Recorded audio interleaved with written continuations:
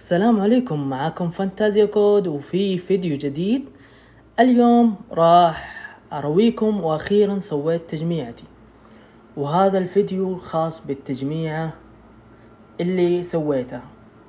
الفيديو الأول راح يكون عبارة عن القطع اللي ركبتها داخل هذه التجميعة، والفيديو الثاني راح يكون عبارة عن بنش مارك واختبار الألعاب داخل التجميع.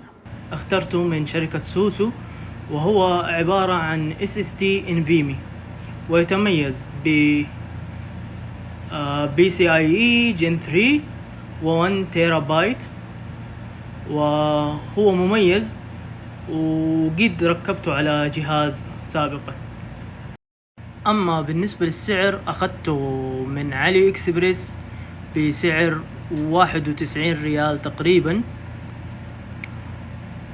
زايد سعر الشحن، وراح يظهر لكم سعره الآن في الأعلى، وراح تجدوا الرابط له في الأسفل.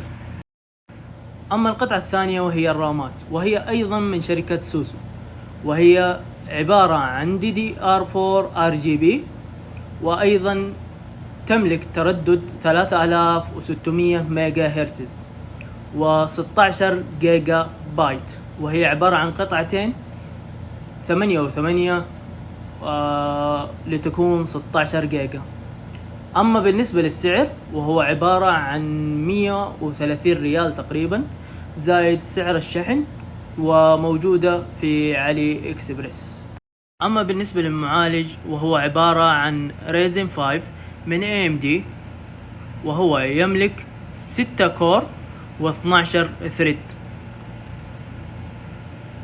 وسعره 344 ريال تقريبا.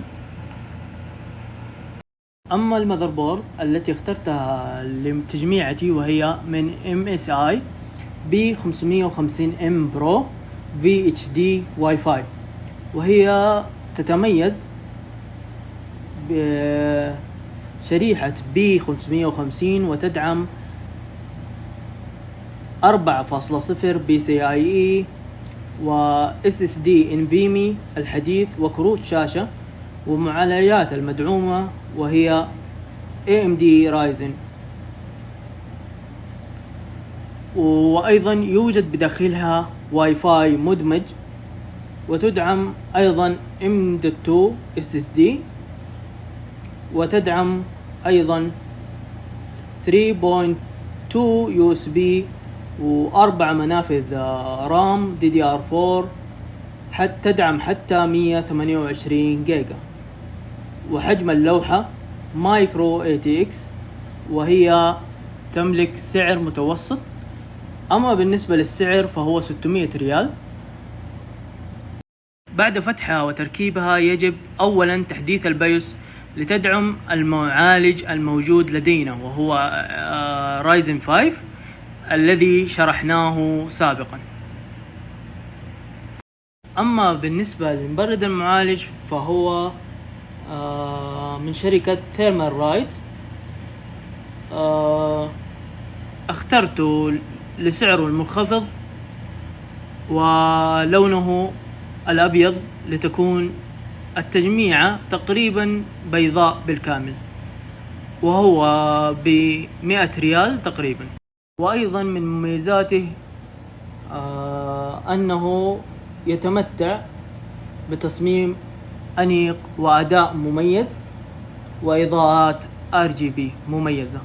بالنسبة للباور سبلاي أو مزود الطاقة، وهو عبارة عن 650 واط من شركة كارسير، وهو يتميز بالأداء العالي وتوفير الطاقة. أما بالنسبة للسعر، وهو عبارة عن 245 ريال تقريبا، زائد مصاريف الشحن. أما بالنسبة للقطعة الرئيسية والأساسية في الجهاز، وهو الكيس، فتوجهت واخترت من كارسير 3000D اير فلو، وهو يتميز بوجود 3 مراوح أمامية، ويدعم حتى 8 مراوح يمكن وضعها داخل الجهاز. اخترته باللون الأبيض، ويوجد أيضا في المراوح الداخلية للجهاز RGB. أما بالنسبة للسعر فهو 340 ريال تقريبا، زائد مصاريف الشحن. وكان معكم فانتازيا كود، والسلام عليكم ورحمة الله وبركاته، وإلى اللقاء في فيديو جديد. ولا تنسونا من اللايك والاشتراك والمتابعة ليصلكم كل الجديد.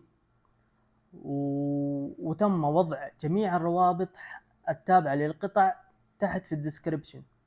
وإذا تبغوني أسوي تجميعة كاملة أمامكم تابعوني واعطوني لايك، وراح أسوي لكم تجميعة كاملة أمامكم واركبها بالتفصيل. مع السلامة.